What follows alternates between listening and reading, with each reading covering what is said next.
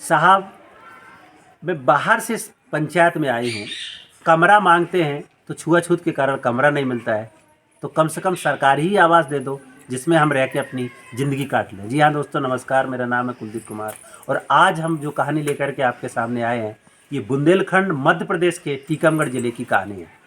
टीकमगढ़ ज़िले की रहने वाली मीनू वाल्मीकि, जो अपनी पंचायत से एक नगर पंचायत में आती है और उस नगर पंचायत में रह कर के वो अपना आसरा ढूंढती है। पूरे मोहल्ले में जाती है, बात करती है कि कमरा किराया मिल जाए, तो पूछते जाति पता चलता है वाल्मीकि है, तो बोलते नहीं, आपको यहाँ कमरा नहीं मिलेगा। इतना छुआछूत का आलम कि रहने के लिए घर नहीं मिल रहा है, आजीविका कैसे चलाएंगे। आज हमारे साथ मीनू है, मीनू से ही जानेंगे उनके संघर्ष की कहानी। मीनू, आपका स्वागत है, बताइए क्या अपने बारे में बताइए। अरे मैं कह रही हूँ, मैं बाहर से आई हूँ पेटपुरा गांव से। खड़गापुर में सर्विस करते, सर्विस नहीं बेरोजगारी है, ऐसे धंधा पानी करते, नगर पालिका में कचरा गाड़ी चलाते हैं मेरे पति। सर मुझे 6 साल हो गए जब से मुझे यहाँ किराए से रहने के लिए घर नहीं है, मैं ऐसी ही रहती हूँ।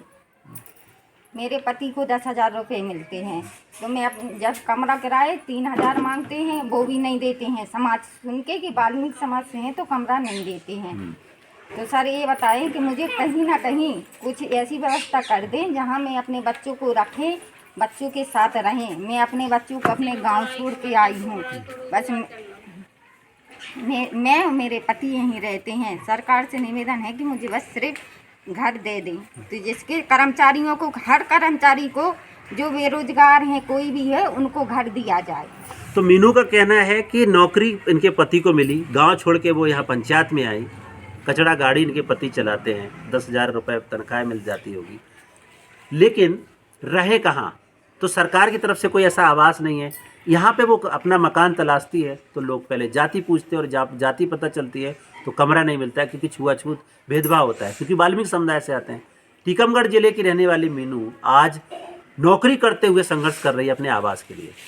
मीनू, क्या हालात है यहाँ पे छुआछूत का और लोगों के? जब आपके साथ ये हो रहा है तो आपने आसपास क्या देखा है? आसपास भी यही देखा है कि दुकान पे जाओ तो बाहर से देते हैं, अंदर नहीं जाने देते हैं। ऐसे देख लेते, पहचान लेते हैं जो कचरा गाड़ी वाले हैं, तो बाहर से सौदा देते हैं, बाहर से कपड़े देते हैं, अंदर ना जाने दें। और किराए वाले के घर जाएं तो समाज पूछते हैं, समाज वाले भी बता दो तो कहते नहीं भैया हमारे यहाँ कमरा नहीं है, कहीं और जाके रहो।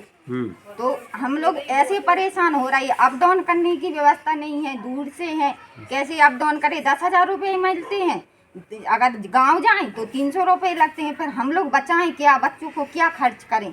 इसलिए निवेदन है कि बस कुछ आगे की सोचें। तो मीनू, अभी आप कहाँ रहते हो, क्या दिक्कतें हो रही हैं? अभी हम वाल्मीकि समाज के एक छोटा सा घर है, उसी में रहते हैं। अन्य समाज के घर नहीं देते, तो वाल्मीकि समाज वालों ने घर दिया, वही मेरे परिवार वालों ने, तो वहीं रहते हैं।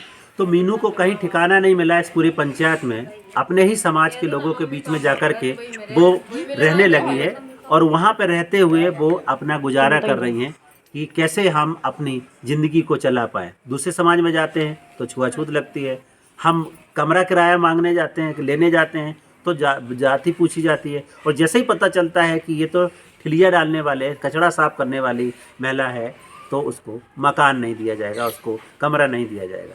इसके अलावा क्या आपको कभी खाने पीने में, पानी में इस तरीके का कोई छुआछूत का सामना करना पड़ा? सर आया है, जैसे कोई निमंत्रण नहीं करता है, जैसे हम लोगों को समाज में जाएं कोई निमंत्रण देता भी है तो हम लोग जाएं तो बाहर के बाहर खाना देते हैं, अंदर ये नहीं बोलते हैं कि आप लोग भी समाज के साथ बैठो या अन्य समाज के साथ बैठो वहाँ खाओ, नहीं, नीचे बाहर बिठा देंगे, वहीं दलिया में खाना दे देंगे, हम लोगों को साथ में बिठा के नहीं खाने देते हैं।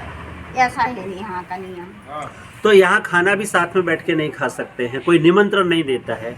इन सब के पीछे जो है वो है जाति, और जाति, अगर इस जाति के जंजाल में जो लोग फंसे हुए हैं, खासतौर से दलित वाल्मीकि समुदाय के लोग, उस परिवार से आने वाली मीनू आज खुद संघर्ष कर रही है इस टीकमगढ़ की पंचायत में, जो कि बुंदेलखंड के मध्य प्रदेश के इलाके में आती है, और मीनू आज संघर्ष कर रही है। मीनू, आज आपकी कहानी तमाम लोगों तक जा रही है, क्या क्या चैलेंज और आ रहे हैं जो आप बताना चाहें ताकि अधिकारी सुने? यही मेरा तो निवेदन यही है कि ये छुआछूत है जो बिल्कुल बंद की जाए, हमारे बच्चों का भविष्य बनने दे, हमारे बच्चे आगे बढ़ने की कोशिश करें। एक वाल्मीकि समाज सुन के हमारे बच्चे भी शर्मिंदा होते हैं, लोग ताने देते हैं कि तुम्हारे पापा ये करते हैं, तुम्हारी मम्मी झाड़ू लगाती हैं, तो ये छुआछूत बंद करी जाए, हमारे बच्चों का भविष्य बनने दे। बस सबसे यही निवेदन है कि एक होके रहें हम लोग। तो मीनू का कहना है कि छुआछूत बंद हो, क्योंकि हमारे बच्चों को उसके ताने झेलने पड़ते हैं, स्कूल में हो, घर में हो, बाहर हो। कब तक ऐसे संघर्ष झेलते रहेंगे? आज़ादी के 75 साल तो बीत गए।